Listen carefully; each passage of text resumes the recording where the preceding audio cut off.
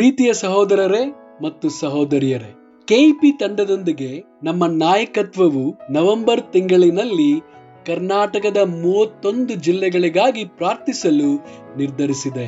ಇಂದು ನಾವು ಹಾಸನ ಜಿಲ್ಲೆಯ ವಿಡಿಯೋವನ್ನು ನೋಡೋಣ. ಎಲ್ಲರಿಗೂ ನಮಸ್ಕಾರ ಪ್ರೀತಿಯ ಸಹೋದರ ಸಹೋದರಿಯರೇ, ನನ್ನ ಹೆಸರು ನಾಗರಾಜ್ ಅಂತ. ನಾನಿವತ್ತು ನಿಮಗೆ ಹಾಸನ ಜಿಲ್ಲೆಯ ಬಗ್ಗೆ ಹೇಳೋದಕ್ಕೆ ನಾನು ಬಹಳ ಇಷ್ಟಪಡ್ತೀನಿ.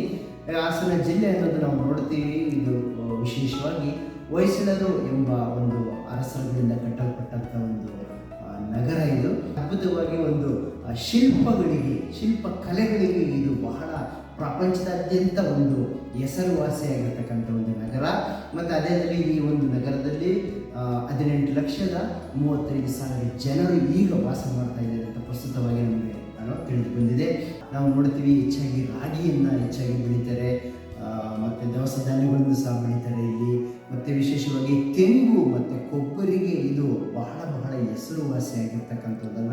ಖಂಡಿತವಾಗೂ ಈ ಹಾಸನದಲ್ಲಿ ಜನರು ಏನಪ್ಪ ಅಂದರೆ ಅವರು ರಾಜಕೀಯದಲ್ಲಿ ಮತ್ತು ಕೆಲಸ ದುಡಿಯುವುದರಲ್ಲಿ ಬಹಳ ಆಸಕ್ತರಾಗಿದ್ದಾರೆ ಈ ಹಾಸನ. ಮತ್ತು ಖಂಡಿತವಾಗಿ ಈ ಹಾಸನ ಜಿಲ್ಲೆಗೆ ಭಾರತೀಯ ಕ್ರೈಸ್ತ ಸಭೆಯಾಗಿ ನಾವು ಸುಮಾರು 3 ತಿಂಗಳಿಂದ ಪ್ರತಿ ತಿಂಗಳು ಹೋಗಿ ನಾವು ಬರ್ತಾ ಇದ್ದೀವಿ. ಮತ್ತು ಇದಕ್ಕೋಸ್ಕರ ನೀವು ಪ್ರಾರ್ಥನೆ ಮಾಡಿ, ಈ ಒಂದು ನಗರಕ್ಕೋಸ್ಕರ ದೇವರಿನ ಅದ್ಭುತವಾಗಿ ಈ ಒಂದು ನಗರವನ್ನು ಆಶೀರ್ವದಿಸಲಿ ಎಂಬುದಾಗಿ. ಮತ್ತು ಈ ಒಂದು ನಗರ ಬೆಂಗಳೂರು ಥರನೇ ಸ್ವಲ್ಪ ಹವಾಮಾನವನ್ನು ಸಹ ಸುಮಾರು 935 ಮೀಟರ್ ಎತ್ತರದಲ್ಲಿ, ಸಮುದ್ರ ಮಟ್ಟಕ್ಕಿಂತ ಎತ್ತರದಲ್ಲಿ ಈ ಒಂದು ನಗರ ಇದೆ. ಮತ್ತು ಬಡವರ ಊಟಿ ಅಂತ ಕರೀತಾರೆ, ಮಲೆನಾಡಿನ ಹೆಬ್ಬಾಗಿಲು ಅಂತ ಕರೀತಾರೆ. ಅದ್ರ ಬಗ್ಗೆ ಹಾಸನ ಜಿಲ್ಲೆ ಹೇಳ್ಬೇಕಾದ್ರೆ ತುಂಬ ವಿಶೇಷಗಳಿದೆ. ನೀವೆಲ್ಲರೂ ಪ್ರಾರ್ಥನೆ ಮಾಡಿ, ಇಲ್ಲಿ ಅನೇಕ ಜನರು ದೇವರ ರಾಜ್ಯಕ್ಕೆ ಬರೋದಕ್ಕೆ ನೀವು ಪ್ರಾರ್ಥನೆಯನ್ನು ಸಲ್ಲಿಸಿ ಎಂಬುದಾಗಿ ಹೇಳ್ಕೊಳ್ತೇನೆ. ಪ್ರತಿಯೊಂದು ಕುಟುಂಬಕ್ಕೆ ಡಿಜಿಟಲ್ ಮಡಿಕೆಯನ್ನು ಹಂಚಲಾಗುತ್ತದೆ. ನೀವು ಉದಾರ ಮನಸ್ಸಿನಿಂದ ಕರ್ನಾಟಕದ ಸ್ಯಾಟಲೈಟ್ ಸಭೆಗಳಿಗೆ ಸಹಾಯ ಮಾಡಬೇಕೆಂದು ಕೇಳಿಕೊಳ್ಳುತ್ತೇವೆ.